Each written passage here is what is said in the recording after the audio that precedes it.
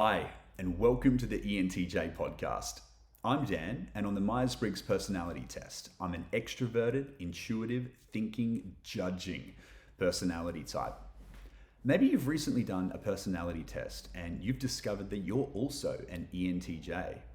You want to hear the perspectives of other ENTJs, learn more about your personality type, work on your strengths, as well as develop your weaknesses. Because that's pretty hard to do, I think, as an ENTJ, especially for a younger ENTJ, because your top two cognitive functions, extroverted thinking and introverted intuition, are really good together.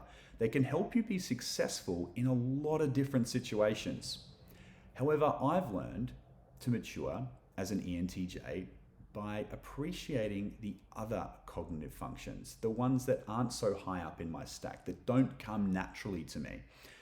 And many of those are to do with feelings. How to, integrate the perspectives and the feelings of others into the decisions I make, and also within myself, that introverted feeling that we have right down at the bottom, our number 4 in our cognitive functions stack. So maybe you're here because you are an ENTJ, or maybe you're here because you're not an ENTJ and you admire the ENTJ personality type, or at least you want to learn more about the ENTJ personality type. You might have heard that we statistically, on average, compared with other personality types, make more money, that we are more often climbing the corporate ladder, that we can more easily die of a heart attack statistically than other personality types. There's a downside to everything, right? Well, let's talk about an ENTJ. I remember seeing a Quora post once that said, what does it feel like to be an ENTJ? What is it like to be inside the mind of an ENTJ? And that's a great question, but it's a little flawed. And when I responded, my post reached right at the top. It had hundreds of thousands of views. Because I said, well, it's kind of the wrong question. You see, an ENTJ, it's not about how does it feel to be an ENTJ, because feelings don't have a lot to do with it. It's more, a better question would be, how does an ENTJ think? Because that is our first and our primary cognitive function, the way we view, perceive, interact with the world, extroverted thinking. So it's an extroverted cognitive function, according to Jungian psychology. So it's about the world around us, and it's to do with thinking. And we're not even aware we're using it all the time as an ENTJ. It's just how life is. It's just how the world is. And for me as an ENTJ, TE, extroverted thinking, presents itself as a set of problems which need to be solved. So anywhere I am, anything I'm doing, I'm constantly being bombarded with problems and ideas and inefficiencies. How can I fix this? How can I maximize that? From when I'm at the shops and I'm trying to figure out what items of food to buy. If I'm trying to plan a holiday, if I'm making a big life decision, it's like a network of puzzle pieces that I'm trying to connect to make the best, the most efficient decision with the knowledge that I have.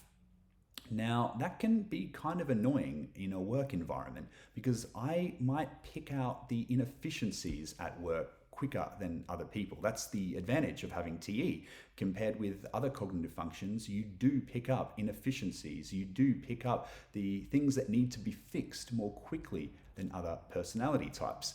And you might be prone to, demanding that they be fixed.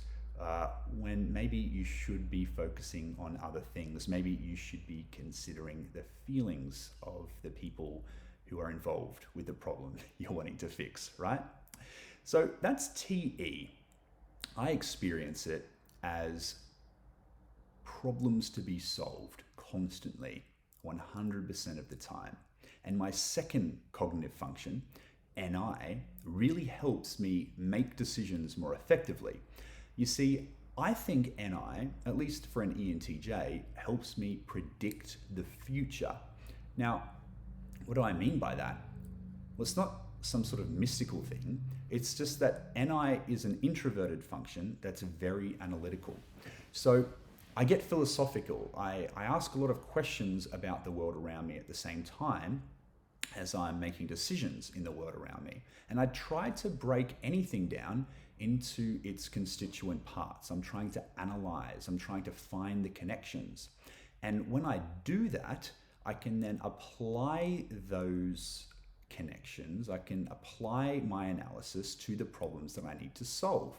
And so to an outsider, they might be quite shocked when I can make, as an ENTJ, a decision very, very quickly. It seems like I haven't had enough time to think about a problem, to have the confidence to solve it in the way that I appear to solve it.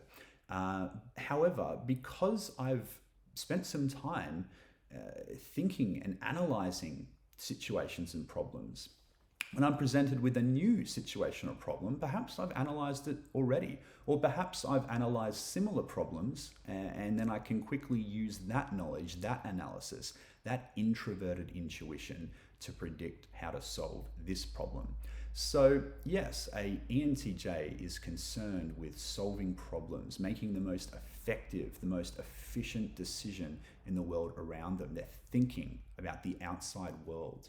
That's TE. But they're using their NI, their analytical skills, to break the world into manageable bite-sized chunks, which then they can apply to problem solving with their TE.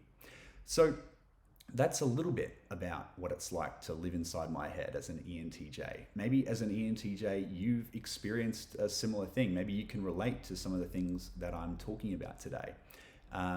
I'm no expert on Jungian psychology, but I want to be. I want to learn a lot more about it. I want to apply these things to my work as a science teacher, a business owner, a property investor, and a radio host, all at the same time, right? I am an ENTJ. We typically have a lot on our plates. If you want to find out more about me, or you want to ask a question, what can I feature on the show? What would you like to hear about? Please write a comment below. I'd love to connect with you, and I'd love to make something of this. Let's explore the cognitive functions together. Let's explore what it's like to be an ENTJ, and especially if you're not an ENTJ, I want to know what it's like to be inside your head. How do you think? How do you make decisions? Or maybe that's the wrong question.